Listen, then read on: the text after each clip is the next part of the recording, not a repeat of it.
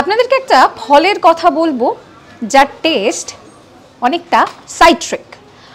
এই ফল কাঁচাও খাওয়া যায়, বিভিন্ন রকম শরবতে ব্যবহার করে খাওয়া যায়, আবার এই ফল থেকে কিন্তু বিভিন্ন রকমের ওষুধ তৈরি হয়।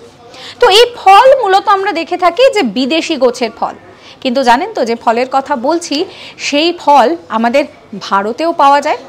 যে ফলের কথা বলছি তার নাম হচ্ছে কোডুক্কাপুলি। এটি বেশ মিষ্টি মিষ্টি, অনেকটা শুটির মতন দেখতে হয়, তবে এর শুটিটা বেশ মোটা সোটা হয়। আর যেটা হয় যে প্রায় 10 থেকে 12টা কিন্তু এখানে বীজ থাকে। আর এই যে ফলটার কথা বলছি এই ফলটা কিন্তু মেক্সিকো, আমেরিকা, ফ্লোরিডা, মধ্য এশিয়া এই সমস্ত জায়গায় বেশি পরিমাণে পাওয়া যায়। আর ভারতে কোথায় কোথায় পাওয়া যায়? ভারতের তামিলনাড়ু, কেরালা, মহারাষ্ট্র, কর্ণাটক, অন্ধ্রপ্রদেশ এই সমস্ত জায়গায় পাওয়া যায়। আর এর গাছের ছালও ওষুধ তৈরির জন্য ভীষণভাবে গুরুত্বপূর্ণ। এইরকম সমস্ত কন্টেন্টের জন্য সাবস্ক্রাইব করতে ভুলবেন না আজ তাক বাংলার ইউটিউব চ্যানেলকে।